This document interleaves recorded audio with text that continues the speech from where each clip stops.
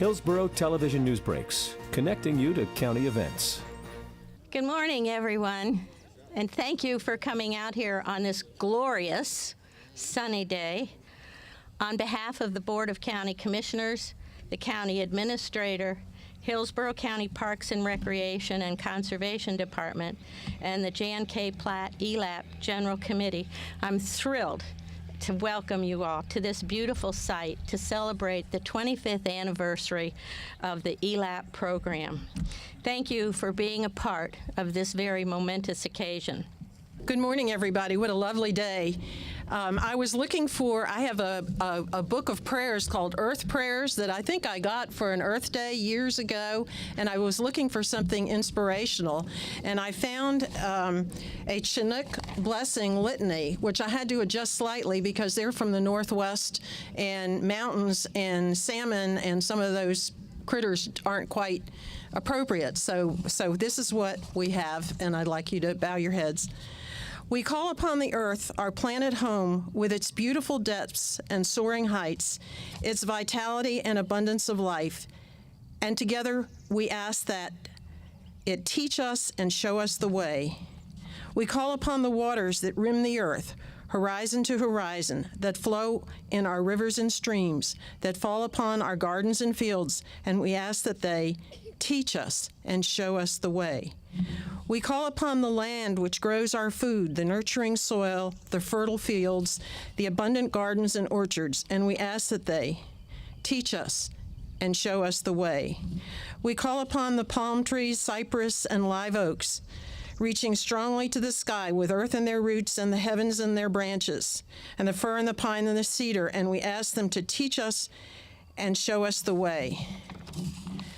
We call upon the creatures of the fields and forests, swamps, and seas, our brothers and sisters, the Florida panther, key deer, the eagles and ospreys, the nesting and shorebirds, who share our Southwest Florida home, and we ask them to show us the way. We call upon those who have lived on this earth, our ancestors and our friends, who dreamed the best for future generations, and upon whose lives our lives are built. And with thanksgiving, we call them to teach us and show us the way.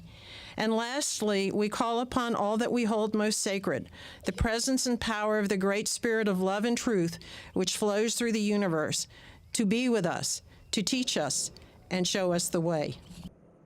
We celebrate this marvelous legacy that we have now secured for those people, for many generations in the future, for people who visit our county. And so we ask now that you always stay true to ELAPP and help us make this program continue long into the future. As many of you know, the Board of County Commissioners renamed ELAPP for a very special lady who served 24 years on the county commission. Her name, as you know, is Jan Platt. She was worried about our past and our future. It became very clear to her that the county should preserve some of these wonderful, environmentally sensitive lands and protect our water resources. She set about defining a program to do just that. Again, in her concern for our past, she proposed to a county administrator the need to find a place to keep our history and to display our history, hence the Tampa Bay History Center. So you know that she was concerned about our past and our future and has done much to assure that we will have a bright and glorious future. Mrs. Platt served 4 years also on the Tampa City Council. And in your brochure, the dates of her term are incorrect. So let me tell you that she was actually there until 2004. She hasn't been gone that long. Please welcome our dear friend, Jan Platt. You know, I'm a native. I was born 77 years ago in this state. And at that time, there were 159,000 people who lived in Hillsborough County. 159,000 when I was born. The state had a population of 1.6 million. The population today of Hillsborough is 1.3 million. So within that very short time frame, it sort of tells you that people are coming to Florida, and they're going to continue to come to Florida. I was blessed to have a father who loved the out of doors and fishing. And so he didn't have a son, and he believed that you could be very near to God by being out on the water. And so my mother and sister would often go to church, and my dad and I would go hit the water someplace. And one of our favorite fishing spots was Sweetwater Creek. And back in those days, it was crystal clear. We'd catch bass. We could see the bass. And Sweetwater Creek also had otter. It was the only place that I've ever seen otter in this whole area. And we would go fishing in the phosphate pits, and I can tell you that I didn't like that so much because there were lots of rattlesnakes. They kept people away. But anyway, we traversed all of the environmental areas of importance in the west coast of Florida.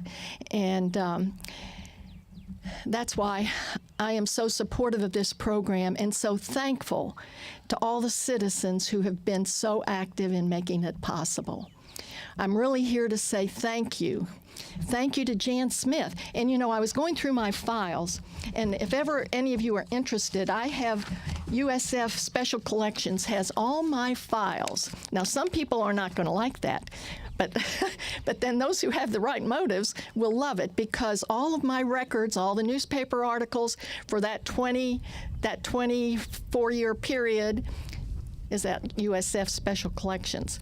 And this is one of the pictures I found, and this is Jan Smith as president of the Lutz Civic Association saying that we needed to have a program like this. And it's people like Jan and Sally, Joel Jackson, a lot of others that I see in this audience who have made this program possible. It's been a citizen program from day one. When it was first developed, I brought a copy of again, I went through my files. You know me, I'm always going through files. And then usually I'd vote no after I looked at what all it said. And you would too if you had been there. But there are pages and pages of citizens who participated in the process. And that's why it's got credibility. And many of those same citizens are still serving. And that's why we as a community should be very thankful to those people. And today in the Tribune, there's an article about Gus Munich and Cockroach Bay. And I might say that it was Gus and his sons that really they were the focal point for our first campaign, because the Tribune had done an article about Gus and his sons catching crabs out at Cockroach Bay area. And we started wondering, well, are those islands protected? And we found out, no, they weren't. And so that was the focal point. And Gus and his sons were the focal point for that first program. And so it was very special that today the Tribune covers the purchase of another island in the Cockroach Bay area. But my purpose here today is to say thank you. Thank you to Jan, who has given her time and her leadership over the years to make sure that the public's intent is enforced in the program. And thanks to Sally and all the others who have served over the years on the Citizens Committee, you've made it possible. Each time that this has been on the ballot, it's been approved by large proportions of the voters. Last time, in the last election, more voters voted for this than they did for anything else on the ballot, and it also passed by the greatest margin.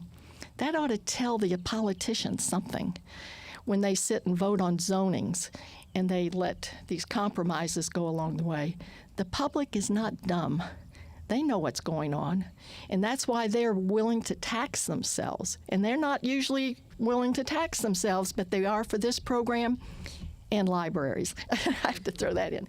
But it's been a citizens program from day one, and so I'm here to say thank you to the citizens who have continued to make this program work, and for those citizens who continue to support it when it's on the ballot. Thank you.